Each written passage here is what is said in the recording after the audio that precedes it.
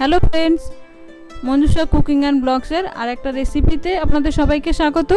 সামনেই জন্মাষ্টমী, আর প্রায় প্রত্যেকের ঘরেই কিন্তু জন্মাষ্টমী হয়। গোপালের প্রিয় জিনিস হলো নাড়ু, তাই আমি ভাবলাম আপনাদের সঙ্গে আজকে একটা নাড়ু রেসিপি শেয়ার করি। আজ আমি করে দেখাবো গুড়ের নারকেল নাড়ু। তো চলুন শুরু করি। আমি এখানে একটা মিডিয়াম সাইজের নারকেল কুড়িয়ে নিয়েছি। এবার আমি দিয়ে দিচ্ছি 250 গ্রাম গুড়।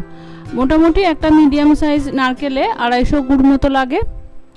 গুড় কিন্তু পরিমাণ মতো দিতে হবে, নাহলে কিন্তু পাক কম হলে কিন্তু নাড়ু শেপ দেওয়া যাবে না, ভেঙে যাবে। এবার আমি নারকেলটা ভালো করে গুড়ের সঙ্গে মিশিয়ে নেব। এই সময় গ্যাসের আঁচটা কিন্তু কম রাখতে হবে।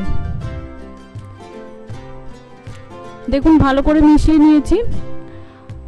গুড় থেকে কিন্তু অল্প অল্প জল বেরোতে শুরু করেছে। এতে কিন্তু নারকেলটা ভালোভাবে সেদ্ধ হয়ে যাবে এবং সুন্দর পাকও হতে শুরু করবে। এই সময় গ্যাসের আঁচটা আমি মিডিয়ামে রেখেছি। দেখুন গুড়ের জলটা অনেকটা শুকিয়ে গেছে। আমি এবার এখানে দিয়ে দিচ্ছি 1 টেবিল চামচ মতো পাউডার মিল্ক।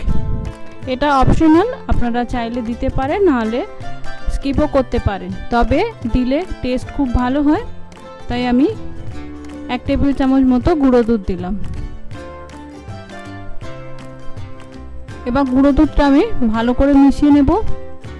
দেখুন সুন্দর মিশিয়ে নিয়েছি। পাক কিন্তু হতে শুরু করেছে। এই সময় কিন্তু কন্টিনিউয়াস নাড়তে হবে, নাহলে কিন্তু নারকেল নাড়ু ধরে যাবে নিচে।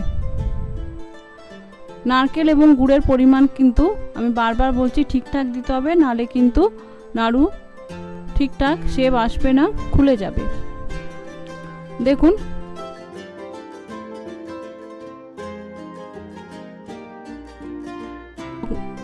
হয়ে এসেছে। বুঝবেন কখন, যখন দেখবেন কড়াই থেকে ছেড়ে আসছে এবং নাড়তেও অসুবিধা হচ্ছে, তখন বুঝবেন যে এটা পাক হয়ে গেছে। যারা নতুন করবেন তারা যদি বুঝতে না পারেন যে নাড়ুটা পাক হয়েছে কিনা, নামানো দরকার নাকি আর একটু করতে হবে, তারা এভাবে একটু হাতে নিয়ে গোল করে দেখতে পারেন। যদি দেখেন যে এরকম গোল হয়ে যাচ্ছে, তাহলে বুঝবেন যে নাড়ুটা পারফেক্টভাবে পাক হয়েছে।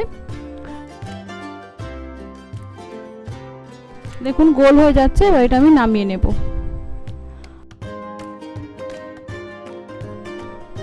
দেখুন একটা পাত্রে আমি নামিয়ে নিয়েছি, অল্প একটু ঠান্ডা করে নিয়েছি। এবার হাত দিয়ে আমি এভাবে চেপে চেপে একটু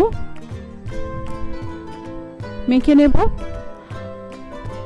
যদি গরম সহ্য না করতে পারেন তাহলে হাতে একটু জল নিয়ে নিতে পারেন। নাড়ু কিন্তু হালকা গরম থাকতে থাকতেই শেপ দিতে হবে, নাহলে কিন্তু পরে খুলে যাবে। তো বন্ধুরা, রেডি আমার জন্মাষ্টমী স্পেশাল গুড়ের নারকেল নাড়ু। এই জন্মাষ্টমীতে অবশ্যই বাড়িতে ট্রাই করতে পারেন। এই নাড়ু কিন্তু করে বেশ কয়েকদিন রাখতে পারবেন, তাই চাইলে জন্মাষ্টমী 2-4 দিন আগেও কিন্তু করে রাখতে পারেন। তো আশা করি রেসিপিটি ভালো লাগলে অবশ্যই একটা লাইক দিয়ে আমাকে উৎসাহিত করবেন, কমেন্ট করে জানাবেন এবং বন্ধুদের মধ্যে শেয়ার করবেন। সাবস্ক্রাইব করে পাশে থাকার অনুরোধ রইল। নমস্কার।